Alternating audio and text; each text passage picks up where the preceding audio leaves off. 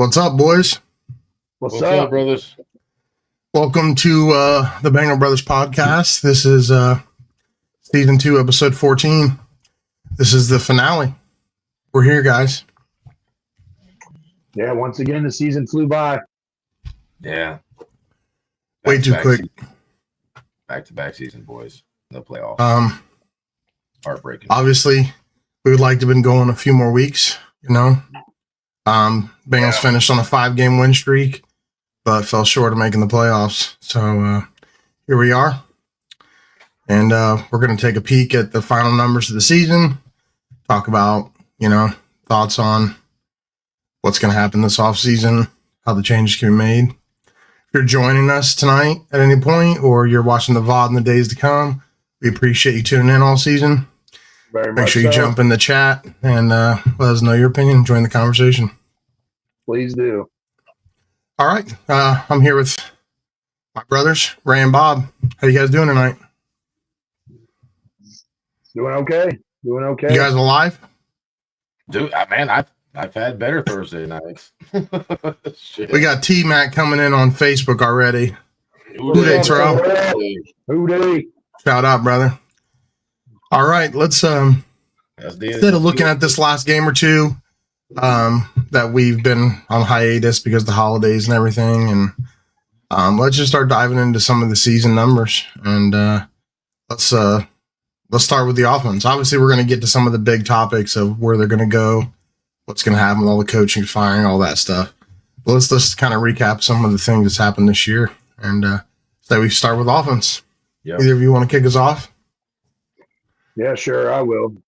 9th total offense in the league is, I think that's a little underwhelming stat there. Many could say this is the best offense in football. Very few teams can hang with this offense. Travis Kelce can talk all the shit he wants. He wants to play in a Walmart parking lot, bro. It's going to be 7-on-7 then, and y'all's defense ain't hanging with this offense on 7-on-7. Oh, that'd be an ideal situation for us. Right? Come on now. I do think that I wish Chase Brown would have got the bulk of the carries early in the season. I think that might have made a difference in some of those early games, and we might have gotten that one more win.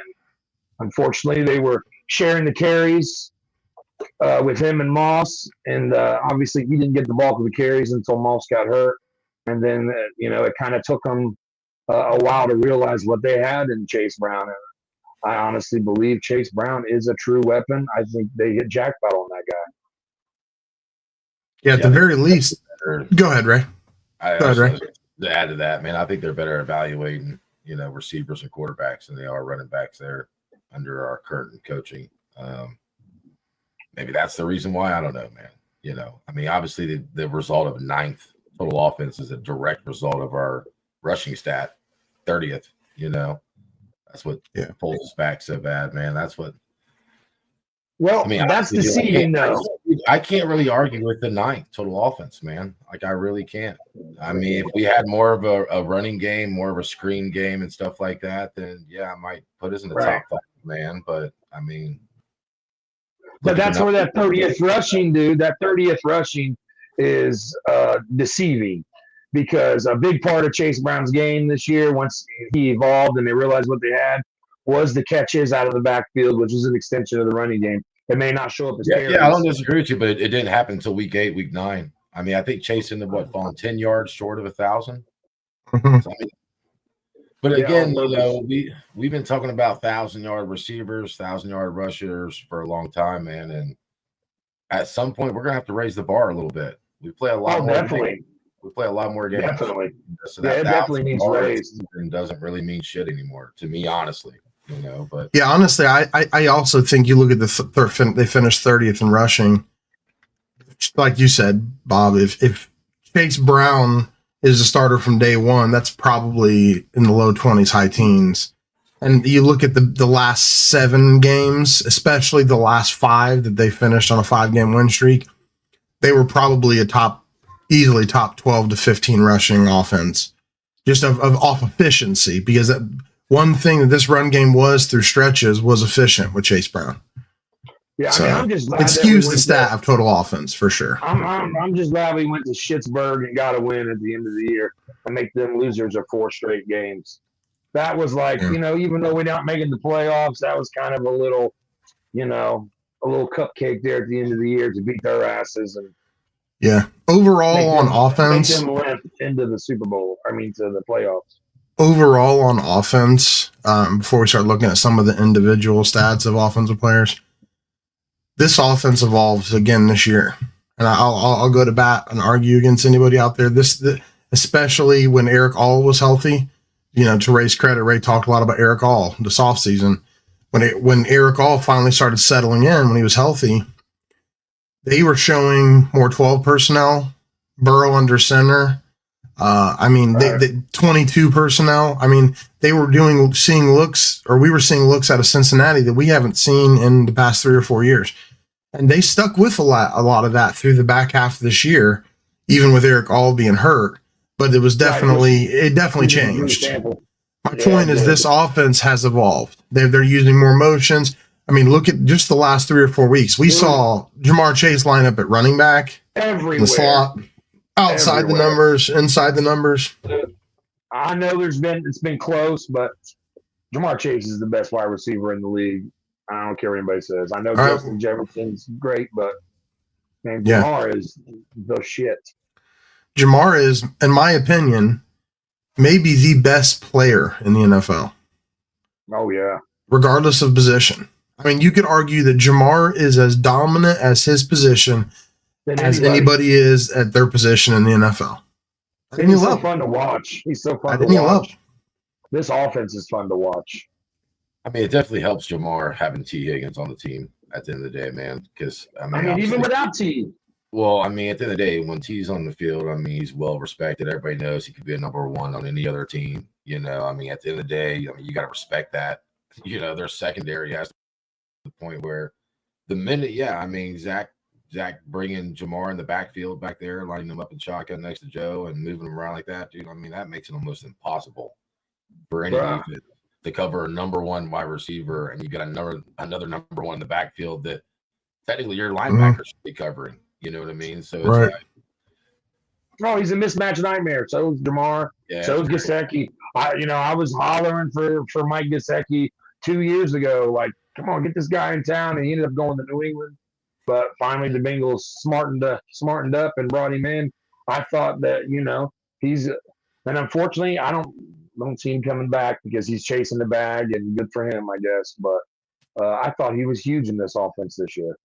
Who? Gesicki. Oh yeah. Sorry that you kind of ran. Wide receiver. He's basically a wide receiver. I really hope that they keep Gesicki. I think that. I know, but he was one of the biggest pieces to this offense. He kind of cutting out for you, Ray. He was. Bobby was Bingo Bob was just cutting out a little bit. Yeah, a little bit there. I was just saying. He gave an interview the other day, and he's chasing a bag, and he came out and said it. And if he's chasing a bag, that we're not going to give him that bag. We're just not. Especially with the way Eric All was coming on. I mean, it really depends on how much pressure other teams are going to put on us. How much pressure is New England going to put on us for T. Higgins? Because that's the biggest rumor right now is that if he's going somewhere, it's going to be New England because they're trying to build around May. So I don't honestly, dude, we can't match him. You know what I mean? Like, New England offered him like 33 million. We can't cover that. I mean, we could, but we won't. Right. I don't even think that they can. Because who the to fuck be else honest, are paying? Huh? I said because other than Burrow and Jamar, who the fuck else are we paying? We have the cheapest defense in football. Yeah, 30th. I got another deal. He's not making shit. You know what I mean? Here's the reality with the reality is, going back to Gesicki for a second, we've already seen this pattern now in just 4 years of Burrow. We've seen essentially now Gesicki would be the 3rd tight end who's going to play a year with Burrow and a big year with Burrow and then go get a deal somewhere. Right? Uzama was already a Bengal, got Burrow basically put him in contention as a top 10-ish tight end. And he did the same thing with Hayden Hurst, who got a bag from the Panthers. And then he now has done the same with Gesicki. It's probably going to be a rotating door of pass option tight ends probably throughout Burrow's career like that. Guys that are going to come in for a year or two, Burrow's going to get the most out of them, and they'll get some money somewhere. But what may stop that is Eric All.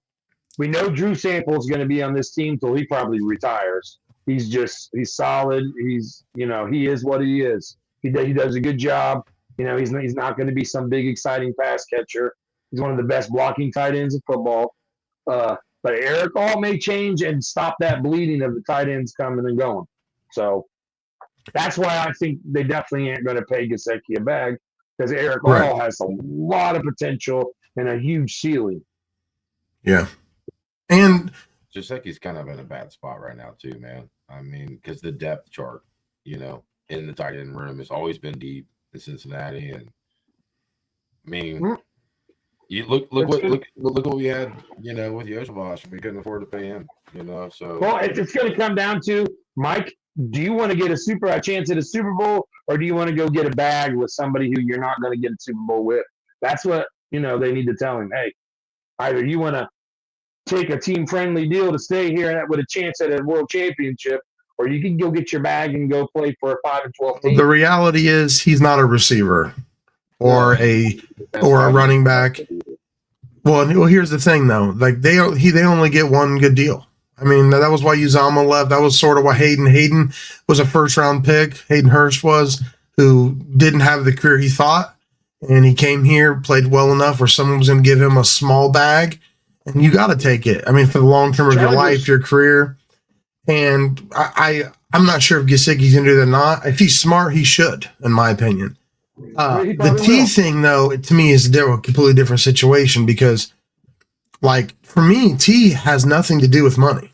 Because even if we sat right here and we're kind of built up on the idea of Burrow and Chase being all in with staying with T, that narrative can change extremely fast. Because, we sort of thought Burrow was going to take a team-friendly deal before. And he did. Right. So maybe he will now, but maybe he won't. To me, the bigger piece with T is they're going to franchise tag him so they can trade him and get something out of him. So the real number has nothing to do with money. It's the number of picks they can get from him and what those picks are. That's just the truth. Right. They're going to tag him and then they're going to try to trade him. Yeah, and we might get their first rounder because the Bengals only have 6 draft picks. They got to get 2 out of T. You could maybe get a second and a fifth. A second and a fifth. Look, I mean, there's the biggest difference right there. You talk about a difference between T. Higgins and Gesicki. T's the biggest thing on the market when it comes to wide receiver. There ain't nobody that's notching him. Right, he is the biggest. That may be so, but no one's going to give a first round for him. So here's the thing: from New England's point of view, right? You can't take that risk. Why would you take a risk of, drafting a wide receiver, even if you do come off on the clock number 4, if they end up being number 4, right? Like, they ain't going to wide receiver you're not sure about, or you're going to go ahead and take a receiver what he puts up. Again, he's injured. You're going to build around him. Injury prone. There ain't no better than T. Higgins on the market, regardless of his injuries. Yeah. I'm just saying, bro. I mean, before we keep going down the T. Higgins hole and everything, because we got a lot to get to.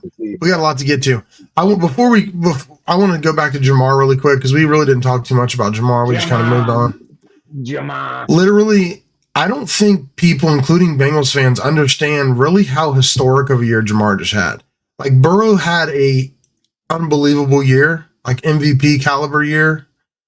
Jamar Chase had an all-time great receiving season.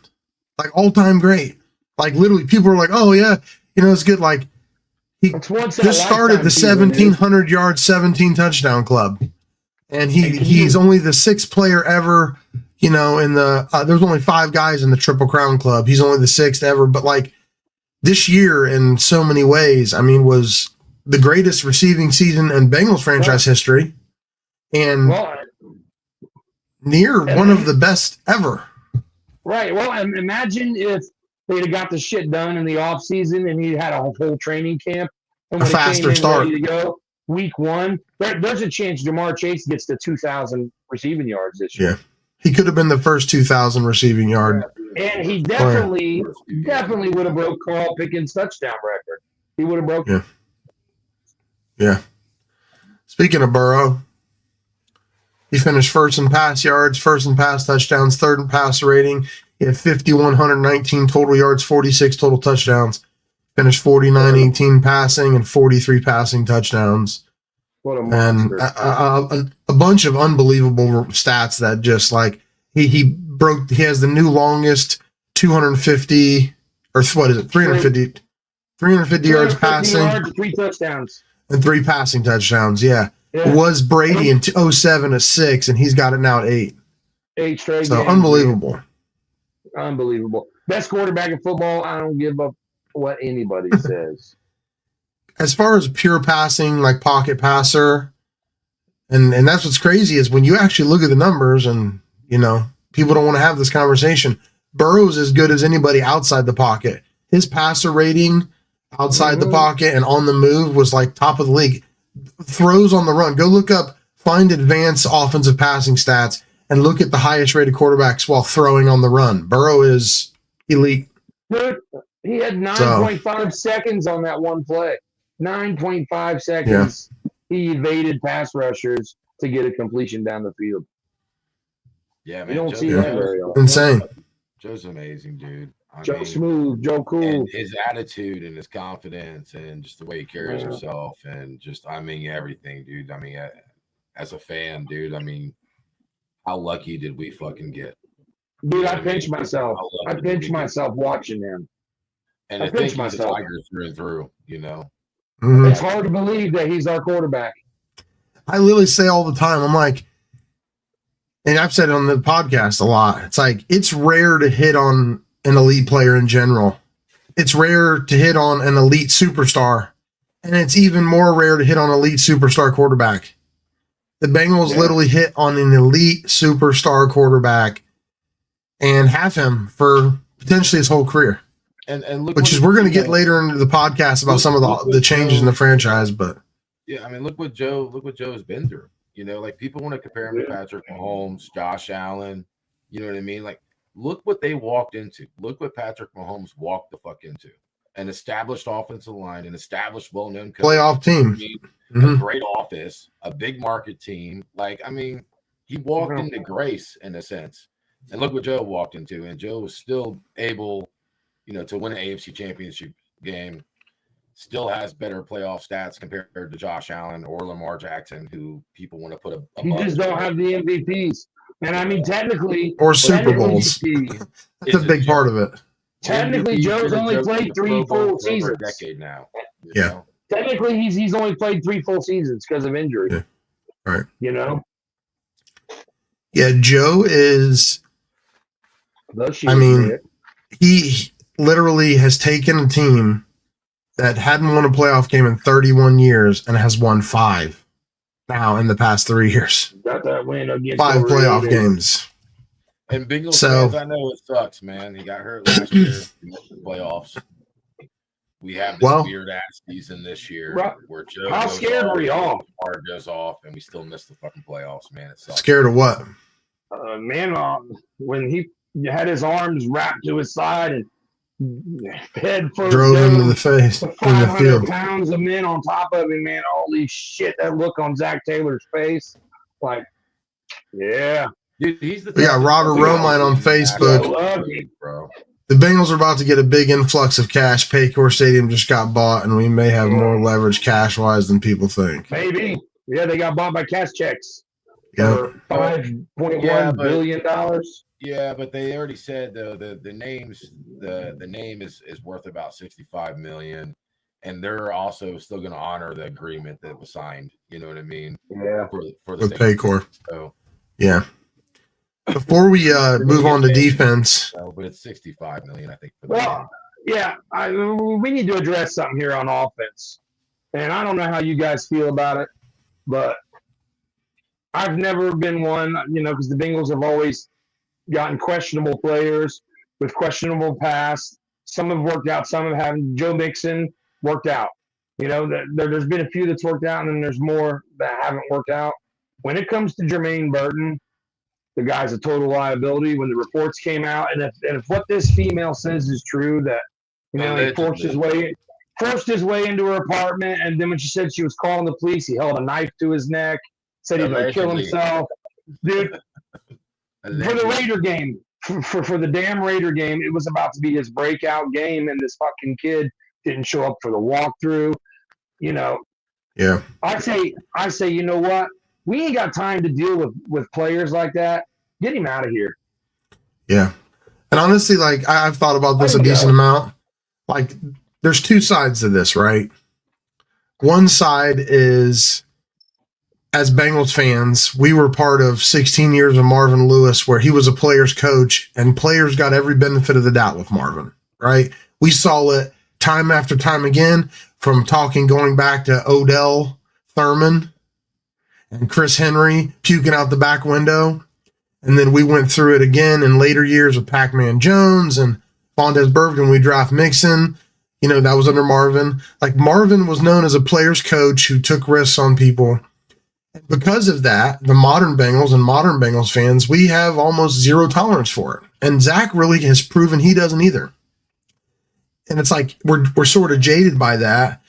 And like, I'm full on from a football perspective. Like, Jermaine Burton is an experiment that's quickly going south, right? And then the other side is, here's a young man who had an opportunity to literally be a part of something, to achieve all of his dreams. I personally think, dude, he's probably reads social media too much, and he sees all of the stuff that people say about him. And dude, that's got to be so hard to handle and deal with. And then you take into the account that he already had character issues from in college, where he struggled to adapt and conform. Yeah. And it's like, on one hand, I'm completely on board, and I think, and the Bengals probably will move on from Jermaine Burton relatively quickly, and they should.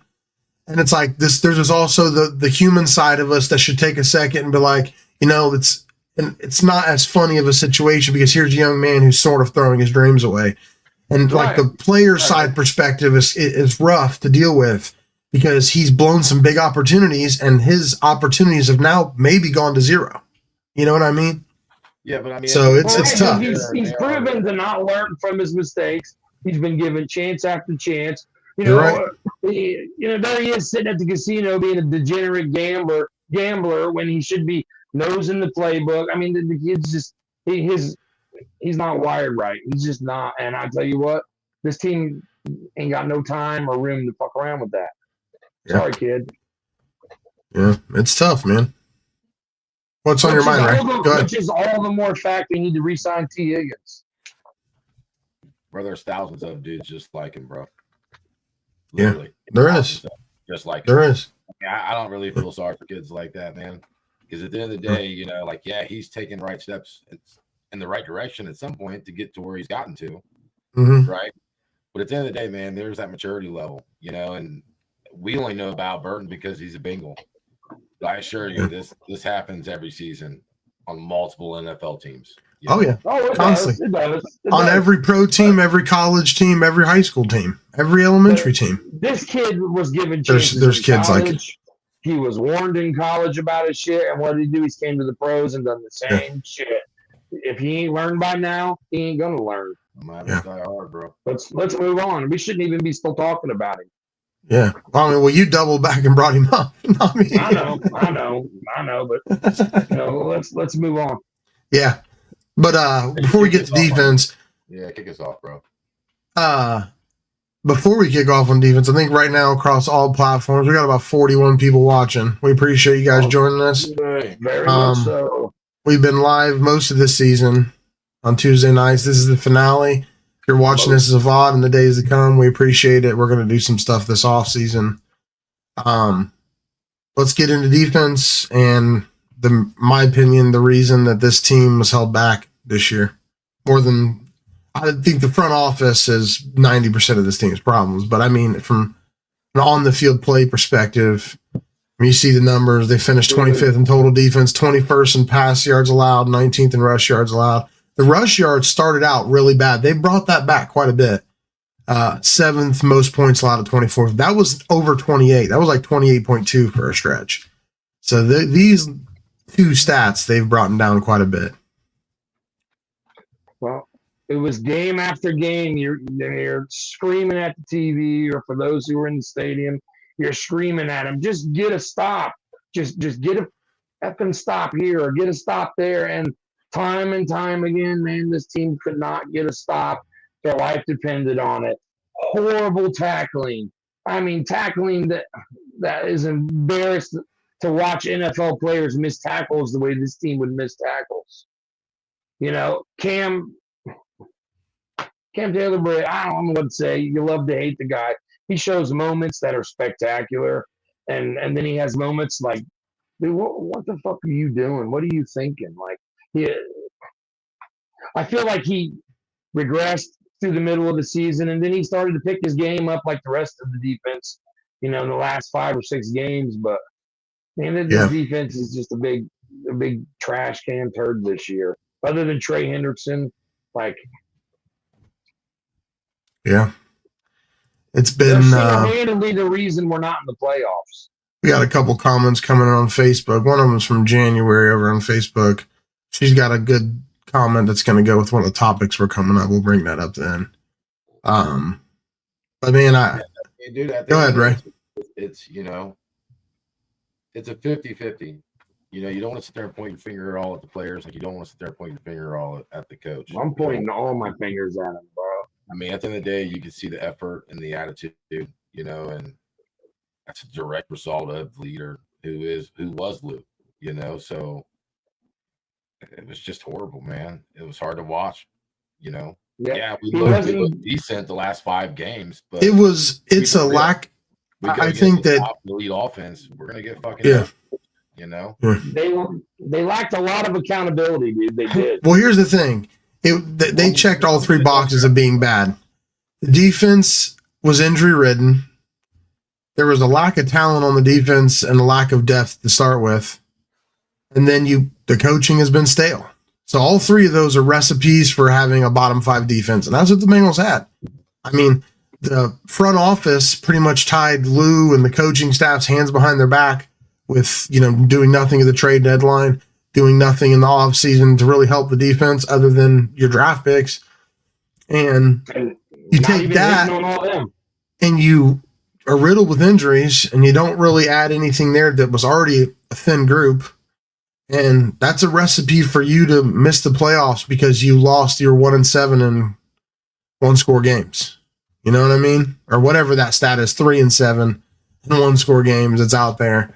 And that's because you're like you said, you're situationally, and I said it for a while this season, this was one of the worst defenses I think the Bengals have had in a long time. The last 5 or so games, they didn't play that way. But prior to that, they were one of the worst situational defenses. Historically bad. Kevin over on YouTube said, did you guys hear Burrow tell his kicker he had one fucking job when the kicker hit the pole during the Denver game?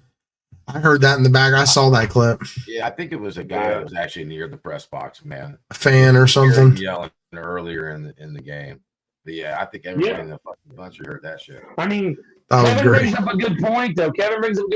That's another position on this team that regressed this year. McPherson, it was more like loose change instead of Money Mac, man. Miss Pearson. He was bad. Just plain bad, dude. Yeah. Before we wrap up defense and move into something else, Trey Hendrickson, man, is just, it's so sad he's been on this defense all year because he's been one of the best in the league. And there's way more stats than just his sacks and pressures.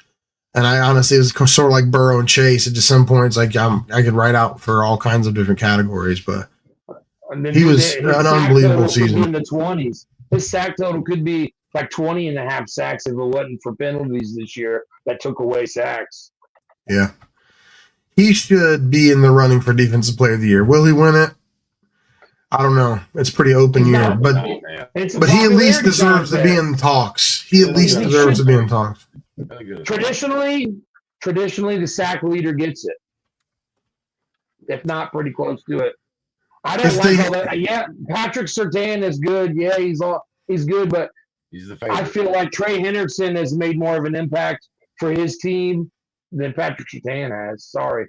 Well, Trey was our only defensive bright spot for most of the year. I wish we had about 10 more of you. Yeah. And can you imagine? And see, that's what makes it all, he had basically no help for most of the year. And that's what makes that number even more impressive because he's been, dealing with double teams all year and still managed to get that kind of production. Can you imagine if they would have won a trade deadline and even got like Calais Campbell or just somebody opposite him that's a dominant pass rusher in that rotation? His numbers would be honestly, ridiculous. I think KJ did a good job, dude, of progressing throughout the season, especially working with BJ, man. Again, dude, they came on strong. When we had Trey and Chris and then BJ and then Osai at that end, that was some of the best our defensive line looked all season towards the end of those last couple of games. Yeah. Well, I'm not so sure Osai to me hasn't panned out. I'm still on the fence about Miles Murphy. I think that experiment died last year. Yeah, so some of these guys have just not worked out. I think KJ took that job from Murphy this year, being a rookie. I think he came in and took that job, man. I think Joseph Asai proved that he can literally be versatile because he played some inside this year, and he played both edge, he played left and right end. One of the points Bobby brought up after the Sam Hubbard injury was the guy is getting opportunity, and now he's going to get more of an opportunity, but they have to bring in competition. That's the reality. I'm okay if Joseph Asai stays on the roster and is battling and fighting for a position, trying to get better. I'm okay if Miles Murphy continues to grow, but you got to bring in people to be competition for those guys to grow against. That's the nature of the beast. That's football. You need another pass rusher, a proven pass rusher. They're going to draft one, bro. And as far as Trey and the defensive player of the year talk, draft picks don't work out. Here's my argument. If by chance one of the 39 people watching right now is an AP voter, okay, if by chance one of the AP voters is watching right now, pretty slim, but just by chance, here's my argument for why Trey would deserve it over someone like Patrick Surtain, okay? Mind you, we just brought up all the points about Trey. Finished first in sacks, tied first in pressures. Trey was solid against the run this year. He had one of the highest pass block win rates, and Trey received a chip or a double team on like literally 60% of passing snaps. Like literally 60+% of the time, this dude in a passing set is getting double teamed. And the times, guess what? Those 40% that he's not, the ball's getting out in like 1.2 seconds, 1.5 seconds. So there's no chance to even get there, right? Patrick, you look at the stats against the receivers he's played against this year, and they're pretty impressive. But Jamar Chase is the perfect example of why those numbers are inflated. And here's why. I think he played like 37 or 43 or 27. I'm picturing different game numbers, but it's somewhere in the 20s or 30s snaps that Patrick lined up against Jamar Chase. Okay. 2 catches, 27 yards. Seems damn. He locked Chase down. But what you don't know or look at is that 80+% of those snaps, guess what? There's also a safety over the top because they're playing too high. And they're shading either if they're a nickel, the nickel corner, or if they're in a 3 linebacker set, the weak side or your best pass cover linebacker.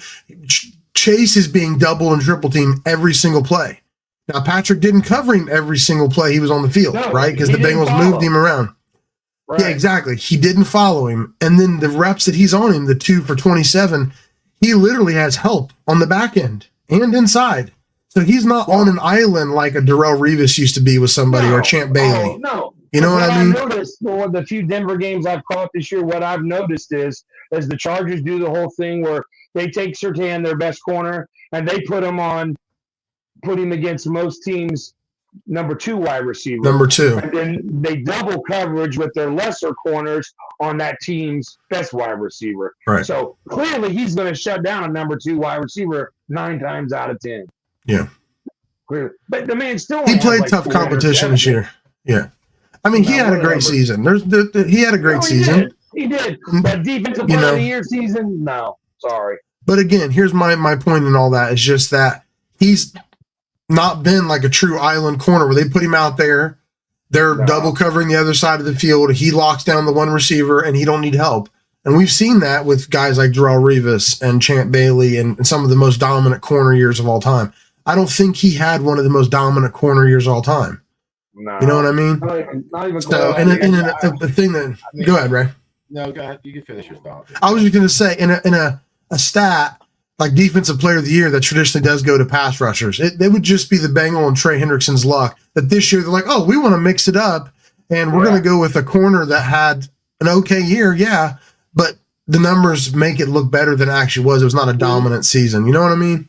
Yeah, if Trey was on the Chiefs or Pittsburgh or one of these other teams, man, he'd be a fucking superstar. But because he's in the stripes, he don't get the love that he deserves. Go ahead, Ray. He's been the most underrated defensive player in the last 3 or 4 years. Yeah. I mean, I don't disagree with what you guys are saying, man. But at the end of the day, the conversation, the talk, per se, the last 2 years is corner is one of the toughest positions in the National Football League to play, boys. It just is. Defensive ends, edge rushers, even interior linemen, they get breaks. Breaks. Corners are out there from the first snap to the last snap unless they get hurt. So that argument has been made over the past year or two that corner man is that's one of the toughest positions in football to play. Period. It is for sure. So, and again, like I said, I think it locks down big receivers throughout the season, right? And these numbers, regardless of what we know behind the scenes of the safety, the linebacker, the triple, the double coverage, doesn't matter. All you see is he covered Jamar Chase. Jamar got 27 yards. Yeah. That's all you see. So my point was just that the list. That's all you're going to see, bro. So my point, I agree with what you're saying. I agree with what you're saying, and you're right. He probably is. Patrick Surtain probably is going to win it. My point is, though, as Nick Rice says, it should be a rich tapestry. There should be a lot of factors that go into it. The fact that Trey was about, 90% of the defensive success we had this year, the highest rated defensive player, led the league in sacks. My point is just that Trey doesn't get. When I'm not saying you're saying that because you're agreeing with what we're saying. I'm agreeing with what you're saying. I just mean from an outside perspective, like if Myles Garrett had done what Trey did this year, he would probably win it hands down. You look at Myles, who won Defensive Player of the Year last year, and Trey's numbers from the past two years, and Trey is better than him in almost every category, but doesn't get the recognition. You know what I mean? So, sorry. I mean, we weren't trying to rant about that, but yeah, I mean, Myles, for the most part, has made more of a bigger name for himself in the football community, more so than Trey has. Miles is right. Throughout his career. He's a whole world player. He's a freak of nature. Yeah. I mean, at the end of the day, Miles is a beast in his own right. I'm not, Trey obviously do love the day. Right. Is a fucking animal with a motor that that's hard to match. But I mean, at the end of the day, dude, it's Cincinnati. You gotta understand that. That's what these people are looking at. It's Cincinnati, bro. Your front office shit. You're a small market team. Nobody gives a fuck. That's what people think when they look at Cincinnati, dude. I mean, it just is what it is. But like I said, you really have to dig into things because it's the same with Burrow. Look at his damn numbers, and he's one of the most hit guys in football, the most sacked guys in football, constantly running for his life. That's why those numbers don't tell the whole story as good as he had. The same with Trey. We know this. His numbers don't tell you as good as he is because it's just been him. Yeah. He ain't got another pass rusher on that line that's really been dominant to help him. You got to dig deeper into just the numbers. And corners that don't cover. I don't disagree. That's what makes it all the more special. Yeah. Dude, I don't disagree with you, man, but unfortunately, that's just not the world we live in, I mean, you get these guys out on the West Coast, bro, and they're thinking of us over here on the East Coast like we ain't shit. It's that simple. You know what I mean? Oh, the Bengals? Oh, they missed the playoffs the last 2 years. Who the fuck are they? Right? And honestly, and to that point, that's why Burrow and sort of has made the name for himself that he has, is just the success we had in 21 and 22. The whole world was watching. And like Burrow said, coming in this year, I got to give him something to talk about because they forgot about me. And unfortunately, the defense was so bad that we didn't get a chance for the whole world to see his greatness again this year. I don't forget about him again. All right, let's start moving on here. Before we get into off-season changes and talk about the linebacker stuff, our question of the night to ourselves and to the people watching, you can jump in the comments. Are the Bengals front office 90% of the problem? And I'm not talking about 50% or 75%. Literally, are 90% is the vast majority of the issues with this franchise and team the front office? Because I personally say yes. And I think this is the question to think about as we talk about the offseason changes and the coaching changes, which we're about to talk about right now. 4 coaches fired. That's the question you should be thinking about. Is the front office 90% of the problem? Because if you think that they are, things like this and, the changes going forward in this offseason, which we're about to get into, we know pretty much how it's going to go because history has shown us. That wasn't the front office decision. That was Zach's. Right. Which is more so the point that not even they can pull the trigger. I say no, they're not 90% of the problem. They're not. So I'm going to say yes, they are. Only for the simple fact is they have been the problem for the past 20 years. 30 years, yeah. Before we deep dive into this, we had a comment. A comment came in earlier from Jan on Facebook. Players are one thing, but we got to figure out how to win in September. Burrow 7-10-1 in September. He's 10-3 in December. We've often been a second half team in games. We improved on this year. I think we need to figure out how to be a second half team in terms of the season. We shouldn't have to dig ourselves out of a hole. Yeah. And I think all of these tie together. They truly do. Yeah, they do tie together, man. But like I said, at the end of the day, like I was saying, man, was that, we don't take risks. That's why they're not 90%. Doesn't spend money. You know what I mean? Like in the front office. But he does spend money, bro. Like it's been the issue my whole life. Why did we keep Marvin Lewis so long, bro? Why did we keep him so long? Honestly, answer the question. Why did we keep him so long? Because Marvin Lewis changed this franchise. He took us from the dark ages to being mediocre. Which is fine. And they're not 90% of the problem. And here's why, dude. Here's why they're not 90% of the problem. Here's why they're not 90% of the problem. And I'm going to tell you why. We have one of the best quarterbacks in football. We have the best wide receiver in football. Okay? They have done a phenomenal job at scouting and drafting. I'll say better than half of the guys that we draft normally, especially on the offensive side of the ball, have worked out wonderfully. So this front office has receivers, us and the fans, Joe Burrow, Jamar Chase, T. Higgins. We've had Tyler Boyd. They have done a good job in some aspects. Yeah, they have completely shit the bed on a lot of the defensive players, but that ain't on the front office either. A lot of that is player development. The losing in September and getting slow starts ain't the front office. That's whatever the fuck Zach and this coaching staff does in the offseason to not get this team ready to play in September. You can't blame Duke for that. He's not down on the field coaching. Now, they are part of the problem. They definitely are, because we still have the lowest amount of scouts in the NFL. I'm pretty sure, like 6 or 7 scouts, I think is all we operate with. The average team has 30. But to say they're 90% of the problem, I wouldn't go there. I'd say maybe 65. Not okay. 90. So just as a counterpoint, I'm going to use you against you, okay? What is the number one thing that you personally have been upset and complained about through off-season and through 2 big transitional periods in the league this year? When you see deficiencies on this team, not addressing it and going after guys before the trade. 100%. And in off-season free agency, in my opinion, that is the problem for this season. You look at this season. Oh yeah, they should have went and got help. Now, are you right on a majority of what you just said about development and stuff like that? Yes. But see, here's the thing. When you have a front office that does nothing to facilitate or grow or add light and water to the plant that's growing to help it grow, it's going to be hard. It's going to be real hard, especially in the NFL.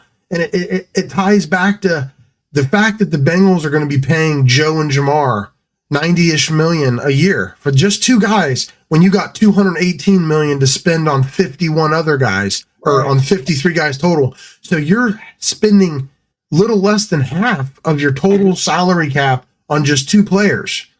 And, the argument of people to fire Zach, which I'm not saying what you're saying, Zach signed through 2026. The Bengals aren't going to pay a coach that's not coaching for them. Mike Brown's just not going to do that. And when you look at every perspective of every situation, it all ties back to the same thing, and that's the front office. And I think you've hit the nail on the head so much this year. You called Gesicki last year that they should have went after him, and you'd be looking like, man, we should have went and got a pass rusher at the trade deadline. Imagine we went on this 5-game win streak. Imagine if one or two of the close games prior to that, when we went on a 3-game or 4-game loss streak, they would have went out and got the pass rusher that the Chiefs picked up, or went out and picked up a corner, and it would have been the difference in making the playoffs. So my only argument for the 90% is, are all those other things right and true? Yet 100%. But if the front office, who everything starts with them, is not going to be able to commit like Burrow and Zach and the rest of this team and unit and coaching staff is going to do, it doesn't matter who the defensive coordinator is going to be. It don't matter who the new linebackers and D-line coach is going to be. If they're going to say, hey, we're going to spend 30th. They were 30th in cash spent on defense this year, and they got the 28th rank. What were the defensive stats? This right here is what the 30th in cash spent gets you in the NFL. So if you're going to go get a new DC and you're going to say, hey, guess what? We're going to give you this, and you got to turn this into a top 15 so that Burrow can carry us to a Super Bowl. Guess what? You ain't going to find a whole lot of DCs that are going to be able to do that. So 90% of this has to be the front office stepping in and saying, we're going to commit to a Super Bowl just like Joe is. We're going to go to bed at 9:30. We're going to, not have visitors over in the days before. No, I agree with you. You know what I mean? Do that. I agree with you. Do that. They don't. I know they don't. That's my point. Spend money. Look Jan said it's also not about always what you get rid of, who you're going to bring in, who they're going to pay for. There's a rumor we're interviewing Patriots DCY. They sucked ass. He's a step up from Coolidge. We're not just interviewing him. We're interviewing Graham from Vegas. You know what? Speaking of that, from the Jets. I'm upset they haven't reached out to Saleh. Front office. The problem is, man. Like I said, they don't take risks. They don't spend money. Look how embarrassed they should feel right now. But see, they have. Look how embarrassed they should feel right now. It's stupid. I know, but to say they're 90% of the problem, they're not. Fan base, bro, know what we have in Jamar, but not our front office. Well, we're going to play another year. We'll see what happens. Look what happened for the Super Bowl run. They went out and got free agents. They went out and did what we've all. This fucking team and that front office has changed so much. Even in the last decade, it's night. They have. That's what I mean. They have. Obviously, they still have issues. Obviously, they're still a big part of the blame. But to say they're 90% of the blame, nah, that's not holding anybody accountable. But see, you're 100% right. You're 100% right. Well, guess what? We're looking at the graphic. Zach held those guys accountable, which has been my criticism of him all year. But you just also proved the same point, though, brother. You said we went out the year we went to the Super Bowl and attacked free agency and got those guys, and that got us over the hump. They didn't do that this year. No, they to ran me, it back. That's the biggest. I 100% agree. The past 4 years, they've had so much fundamental change. They've had a lot of fundamental change. And honestly, that's a whole other discussion that Zach doesn't get credit for, because he came in a year before Burrow when that change started. My point is exactly what you just said. If they would have went out on his birthday. If they would have went out and did that, what they did in 21 this year, the Bengals would be in the playoffs right now. I guarantee it. Right. And from that perspective, it's 100% the front office's problem. if you look at it from that perspective, I mean, from an overall perspective, you know what I mean? They're not 90% of the problem. No, but they were this season. 65%. Yeah, because Right. they didn't make a move before the trade deadline when we knew Exactly. our deficiency. Right. You can hang that one on them, but at the same time, finally Lou Anarumo was held accountable for his bullshit the last couple seasons. Yeah, but look how long it took. You can't put his shit on the front office because Yeah. Lou Anarumo.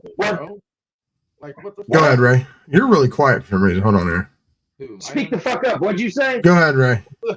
We can't hear you. Well, again, bro. Like, look how long they kept him around. Yeah. Look how long they kept Frank Pollock around. Yeah, well, he's gone too. It was a player that ended his fucking career. Yeah, but they're not going to fire coaches mid-season. Sims ended Frank Pollock's career. Him and Orlando Brown ended Frank Pollock's career in Cincinnati. It's that simple. Yeah. Our front office chose them over. I think he did a good job of it himself by not developing, not doing shit he should be doing. What happened to the glass eaters he promised us? Instead, they act like a bunch of pussies half the time. No toughness to them. You could argue to your point that Frank Pollock got as much resources put towards him the past 3 years than any position group. You brought in three straight years. You brought in free agents and drafted O linemen that Frank did nothing with. And guess what? Once again, we're going to have to throw draft picks or free agency. We're going to have to go out and get a guard. Kappa's gone. You ain't going to bring Kappa back. Now, you have Orlando Brown, and you have Mims, who's very promising. He's probably going to be one of the better draft picks that's worked out recently. Bring Kappa back? Nope. You think his He's horrible. He's trash. His numbers were terrible. He's trash. Yeah. He's trash, and his contract's up. Bro, I think they'll bring him back, but it's thing, bro. That's a no, they won't because I think they're going to go out and get a guard and keep Cody Ford. Explain why is Bolson still on the team then, bro? Bolson may not be back either, little brother. No. Don't fucking backtread. You're going to sit there and tell me Kappa's gone, right? Yeah. Tell me why Bolson probably is too. With that same mentality, how long have we had Bolson? 3 years, 4 years? Why is it He's a lot younger than Kappa, Ray. Yeah, this will be his third year. He's a bum. And his contract's not up. Kappa's his. Yeah, he is. I agree with you. Yeah, his rookie year was his best year, and he's been bad ever since. I'm not a fan of Bolson. I honestly think Cody Ford's going to take that left guard. I'm just saying. Cody Ford will probably take the left guard position. You're going to have to go out and get a right guard. And then you're going to have to transition from Ted Karras to Matt Lee, and hopefully Matt Lee works out. The only two that played even close to average this year was Karras and Orlando Brown. Mims, the last 8 games, played at an average rating. But he started out pretty rough. But yeah, he's a young and upcoming talent. Yeah. I think Kappa will be gone. Bolson will be fighting. I think Cody Ford could take that job from Bolson. Cody Ford showed his versatility. At least he's guaranteed the 6th spot as a lineman, Cody Ford. Right. They need to go out in free agency. They need to go out in free agency and get a solid guard to replace Kappa. They do. But you're going to have to throw draft picks at it, too. Yeah. Okay, honestly, off-season changes, there needs to be a checklist. The number one thing in the offseason they need to do first is sign Jamar Chase. Get that shit done and get it out of the way. Get Jamar Chase signed, and then you can move forward with your offseason. That should be the first thing they do. Going to do a 5-year $180 deal? I don't know what the deal is going to be, but it's going to be the highest paid wide receiver in the history of football. Highest paid non-quarterback in the history of football. Yeah, it'll probably be like a 5-year deal, 180. You're 3.5 months out from the draft. Boy's finna be rich, son. Basically, you need to. Hopefully, Al Golden wins tonight. You know, whatever. If not, I think he might be the best candidate for our defensive coordinator. But you need to lock that shit down. Who? Al Golden. See, that's why, Bobby, I was saying, Bobby. Honestly, that's why I was saying, Bobby, is when this is going to light a fire. This is going to light a fire in your head, Bobby. And a couple days from now, you're going to review that 90% mark in your head, and you're going to be like, damn, everything ties back to how bad the front office has been. I 100% agree. They've come a long way, but they got to keep going. They got to keep, if they want to play big boy ball and act like a thing. or not 90%, maybe 70, not 90%. That means I the mean, rest of the organization, the players and the coaches, is only 10% responsible. I mean, No. Okay, No. so as a not all the time. So as a front office, it's your best job, right? You do your best job to put your organization in the best possible chance of winning. Right. The same way a coach's best job is to put And the the front player in the office has best been opportunities 50-50 with that. to win the game. The front office has completely dropped the ball on that. Period. They have dropped the ball on some shit. They have. Period. But to say they're 90% of the problem with this team is flat out wrong. And my point is just there's one good DC coordinator out there that, you know, I think that would be a great fit for Cincinnati, man. Who? I think Robert Saleh, but they ain't even called him. Robert Saleh, I think, who they should. Rex Ryan. Now Rex Robert Ryan's Saleh, the ex-coach of the Jets. Yeah. Yeah. Proven defensive mind with experience. I mean, I'm not going to disagree with you because the 4 years he spent there with Shanahan, that's what got him the head coach's position in New York. You know, I mean, they had a top 3 defense before he left top 5. That's what I'm saying. What he did with the 49ers for those 4 years as defensive coordinator, man. I mean, that's what got him the head coach's position. And that's what we need as a coordinator. We don't need some young guy up and coming dude. We need an experienced coordinator. His demeanor and his attitude, you know, he's the exact opposite of Zach Taylor. That's what we need. He's an exact opposite of Zach Taylor. Zach's laid back. You know what I mean? He's the kind of coach that wants to put his arm around you.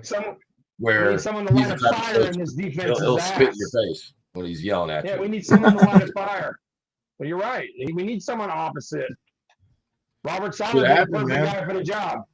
It could happen. But I'll take him over Las Vegas as DC, who after 3 seasons put together a 15th ranked defense. I mean, my bad, Chris. I wouldn't sink too much into the first few interviews. It's just the first few interviews. There's going to be several more. But they do need to get it locked down. But then the number one thing in the offseason first, and above all else, after you get a defensive coordinator in the building, is to get Jamar Chase's deal done. Yeah. You know who they needed to go get for offensive line coach real quick? Go. They need to go get Big Wit. That'd be crazy. That'd be awesome. That'd be awesome. Go get Wit for offensive line coach. Yeah. So you have to get the coaching position settled. Then you need to get Jamar Chase done. And then you need to sit down with all your coaching staff and get rid of the pussy-ass softness shit in the offseason and say, guess what? We're going to be physical, and we're going after it in training camp and in mini camp, and we are going to start fast. Because guess what? That bubble and that cushion that keeps Zach protected is gone now. You're not protected no more. Yep. Now your ass will be on the hot seat if you start 1-4 again.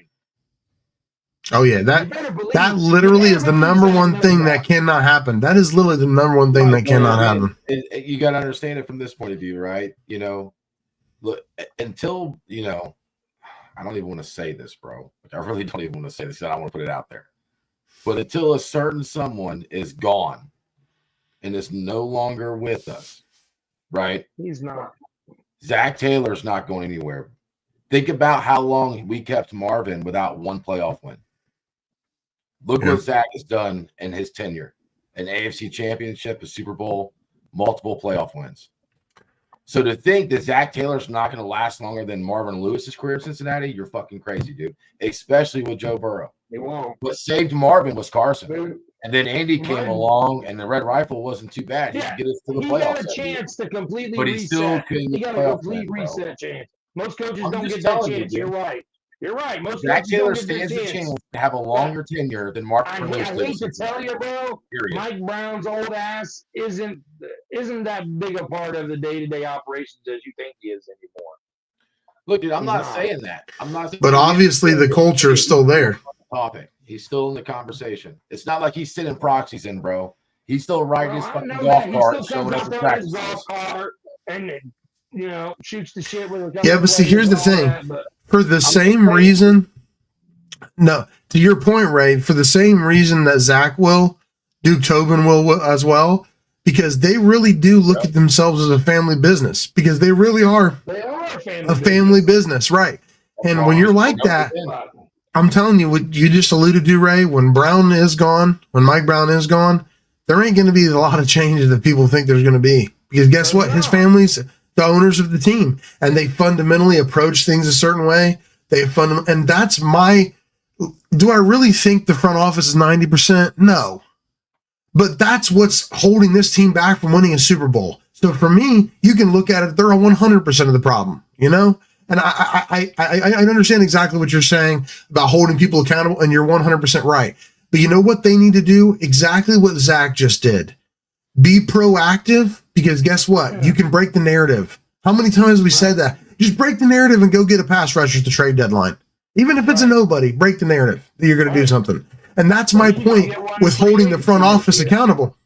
If the front office came out and said, we want to go all in on a Super Bowl with Joe this year, regardless of whatever happens after that year, we're going to go all in on a Super Bowl, then you could sign T and do those things.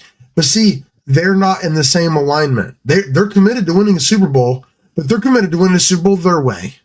They're committed to winning the Super Bowl, playing around their own low-end tactics. You know what I mean? And I'm telling you, Ray, what Reggie just said, I know you don't think that they would fire Zach Taylor, but Joe Burrow is the number one reason why they would fire Zach Taylor if we get a slow start next year and we miss the playoffs. You want to know why? If Joe turned on him. Because Joe demands it.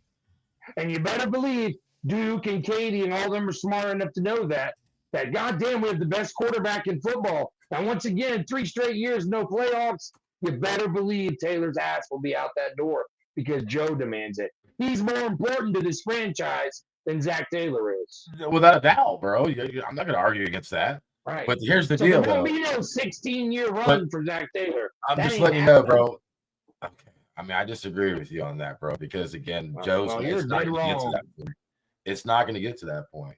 You're right, because we're going to win a Super Bowl next year.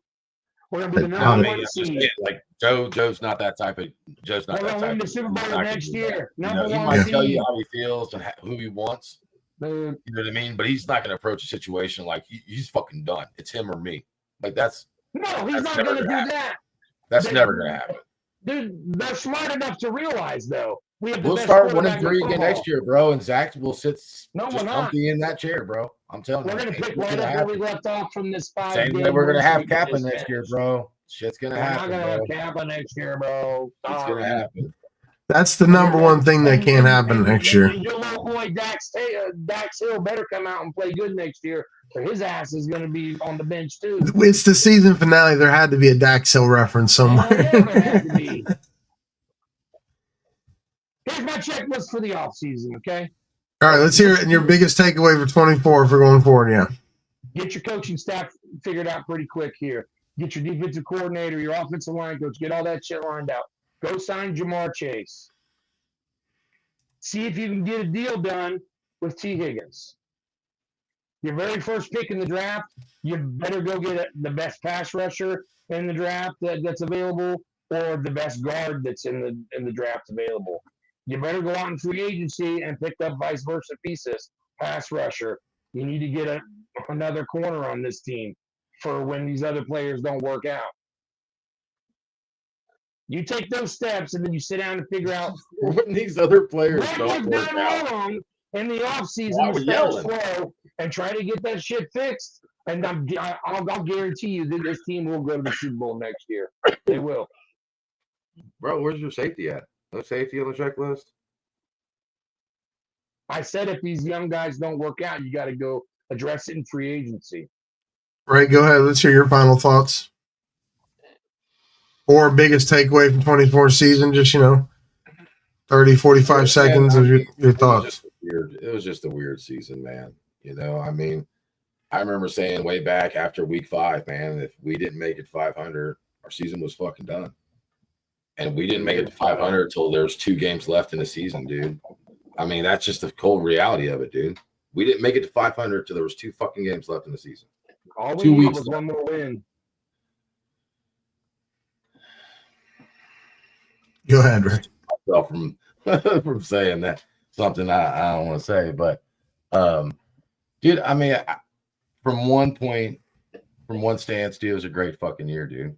Not only did Joe and Jamar, basically become as one in a sense, like they were in their senior year of college there at LSU. They're right back to that right there again, which is and then obviously Chase Brown add another Chase to the category.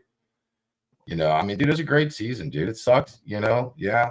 We didn't make the playoffs, but we finished above 500. We put together a 5-game winning streak at the end of the season. I mean, it is what it is, dude. I mean, our defense was shitty. Our offensive line was shitty again. Number one reason why we didn't make I'm not going to disagree with you on going and finding a guard, but it better be a run blocking guard. That's all I got to say. We focused the last 3 years on finding these pass fucking blockers, bro, and they ain't panned out too well, have they? That's fine, Cody. Team. That's fine. Cody Ford, bro, can fucking play, right? 3 or 4 different positions. He can pick a spot on the offense line, but he's average or poor at every one of those. You're So, right. It was bad. It is So what bad. it is, bro. Like, You're again, right. if you're gonna find some linemen, Yeah. find some run blocking linemen. Yeah. Because again, that's the best thing that's gonna open up the play action, which is gonna expose Jamar and Joe Burrow even For more. a passing team. Running the ball. Yeah. Right. Well, my we final didn't thoughts. way too well, did we? Before Chase went down, ran the ball an awful lot, passing team, Bingo Bob. But we did. But we were very efficient. it is what it is. Pass game was very efficient. Best offensive football. Well, my final thoughts / biggest takeaway from 2024. Bro. I think that this year, like you said, kind of said, right? Bingo Bob. This was one of those years, dude, where I think we're going to look back and as time goes on, like, hopefully this is going to be one of a big stretch of seasons of Burrow just being dominant and awesome, and Jamar Chase being dominant and awesome. And this, just like there's a cat in the background, just like Tom Brady had over the years and Drew Brees and all those, the greats, Peyton Manning, there's going to be years where you don't make the playoffs and things happen. And, they both had all-time numbers this year and things didn't turn out and the world didn't get to see it. And that's sad. Fundamentally, I think, as far as final thoughts going forward, here's what the Bengals need to do. The Bengals want to win a Super Bowl next year. Okay.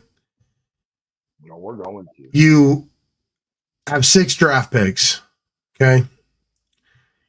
The Bengals have to get as solid or deep talent at every position as cheap as they can because they have a superstar quarterback and a superstar receiver. So everything has to be looked at that through that lens. Okay. Because Joe and Jamar are going to have almost $100 million a year of $218 million of the salary cap. Okay. So it goes up every year. But here's the thing. The Bengals' line was bottom 5. So you take your 6 draft picks, you tag T, and if someone offers the Bengals a first round pick, they take it. Otherwise, you take as many picks as you can. You take back end picks. If you can get more, then you take it. If someone offers you a second and a third, but someone else offers you a 2/4, a 5th, a 6th, you take the 4 or 5 picks because the Bengals need as much talent at every group as they can get. So here's what you do. You take your 6 to 8 draft picks from trading T because you're going to pick up a couple, and you draft as many O-line, D-line players as you possibly can. I'm dead serious, dude. Literally, best available, which they don't do very often because they do everything their own fucking way because that's the Bengals narrative, right? And you draft as many trench players as you can. You get as many guys in the room for competition at O-line and D-line as you can. And you obviously want to have signed an O-line coach by then who's going to have input into the style that you're going to be playing schematically. And then you take all of the extra cap space and in free agency, at the trade deadline, at every break point, you get defensive backs and safeties. I'm dead serious. You go out, if you're going to, maybe you trade T and you get 2 picks and a defensive back. Because, again, you need as many guys in the room as possible. You need as many guys in the room as possible, and you want them to be as high as quality player. I mean, it sounds extremely simple. Nick Hyatt on Facebook said, "Evening, gentlemen. How's everybody? Doing good, buddy. Doing good." Literally, they got to draft O-line and D-lineman, dude. I'm telling you, they got to draft O-line and D-line, and you got to hope that DJ Turner and Dax Hill are going to take another step, because here's the thing. They're going to run it back with most of these guys. Regardless of how we feel about it, like Ray's saying, most of these guys are going to be back. You're not the roster is not going to turn over. You're going to lose probably T. You got to get O linemen in the room, and you got to get D linemen in the room, and you got to bring in experienced defensive backs and safeties. You need more corners and safeties. You got to draft them. Okay, I got a question for you guys. What if they kept T. Higgins and traded Trey Henderson? Why would you do that? Trey is more valuable than T is, my opinion. You think so? Because my opinion, Jamar and T, you ain't got a number 2 wide receiver if T's gone. It ain't Yoshi. It ain't Charlie Jones. Some teams don't have one, and we have an all-world one. You know what I mean? Some would argue you don't need a lot of the best teams have multiple good wide receivers. Well, we got to develop one. That's not true. Trey is almost irreplaceable on this defense, dude. Some of the only Super Bowl champions of all time have had one good wide receiver, one good running back, one good defensive edge rusher. I'm just telling you, this. We are next to last in sacks. We have no fucking pass rush other than one guy. I could honestly say we need more pass rushers than we do guys in the back end, because everybody knows a great pass rush makes up for a weak fucking secondary. Which is why Trey is extremely valuable to us. I know he is. But if he's going to go get another pass rusher opposite of him, then fucking trade him. Yeah. I think they're going to try to run him back with Miles Murphy and Joseph Asai. They're going to draft it, probably an edge player from somewhere. You need to go get one in free. You know, if somebody was willing to give up straight up a first-round pick for T. Higgins, here you go. I think you take it. And you draft an O-line and a D lineman in the first round. The only team that's out there right now Bosa's coming into his next year will be his last year on his contract with the LA Chargers. Herbert needs a number 1 wide receiver. You call up LA Chargers and say, hey, you send us Bosa, we'll send you T. Higgins. This dude's funny as hell, bro. January Massey over on Facebook said, "We don't hurt a receiver, Bob. Our defense is non-existent without Trey." Why not? Facebook's tagging you. Send T. Higgins to LA Chargers and grab Bosa. Dude, we're right back to the Cincinnati front office again. That would be insane. Makes sense, doesn't it? Mm. Oh, you want to make some big moves? Herbert needs a 1 wide receiver, and we need another pass rusher. Let's go get Bosa. What if we trade off T and we trade off Gesicki? We offer Atlanta for their last year they have on the contract with Pitts. We bring in Pitts and we bring in Bosa. Is that what you let Gesicki walk? You let Gesicki walk. He's walking for a tag and trade T. To LA Chargers and bring Bosa to town opposite of Trey Henderson. Yeah. Who's the up and coming corner from the Patriots? Gonzalez, is that his name?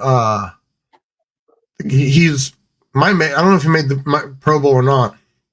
Corner from the Patriots. He's like he's been a beast his first 2 years in the league. You know, trade T for him and a pick. We could get a dominant pass rusher opposite of Trey. That'll help out Dax Hill and the boys in the back for. But as Ray said, that's the front office. Yeah, I know. You know, we'll see how it goes. That's what's fun about it. We got 3.5 months to bullshit about it. Yeah.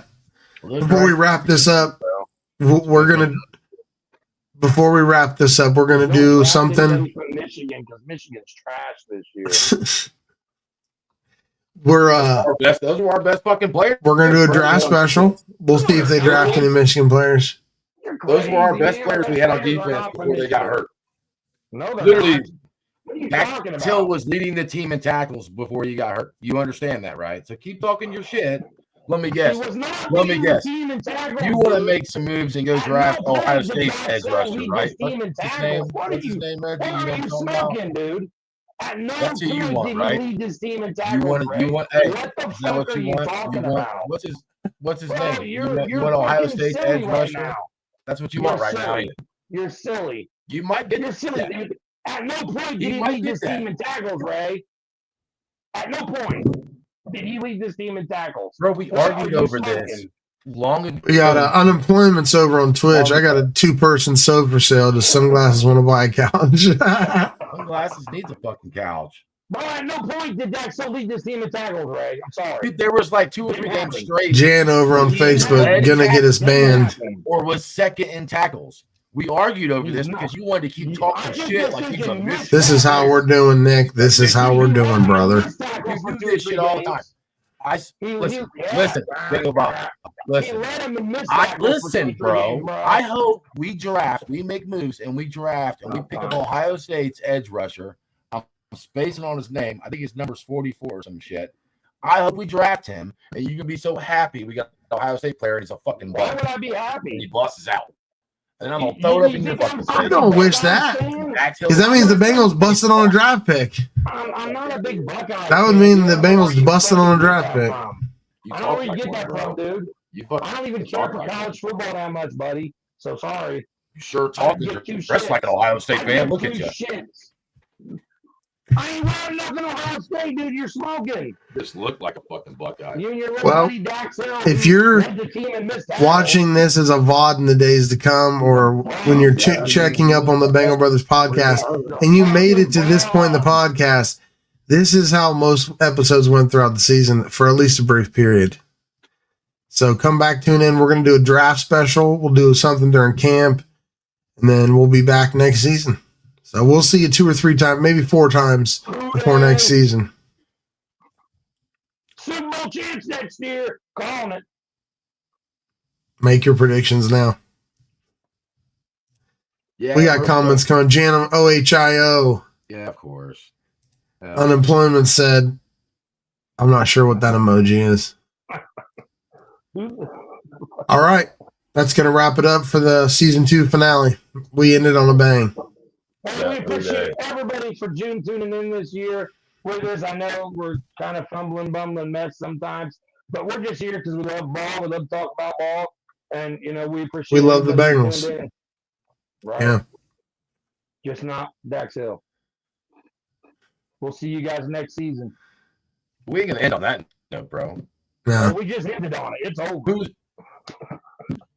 Never mind. Per usual, DJ Turner, both Michigan. the Bengal Brothers, we'll see you again. We're going to make some. Season 1, we were all audio. Season 2, we've gone to video. And we've gotten banned a couple times this year. But we're still here. And we'll be back. There's going to be more changes next year. Just wait. Next year, we're going to be in 3D. So the next step. All right. Until next time. Who day, bro? Who day? Who day?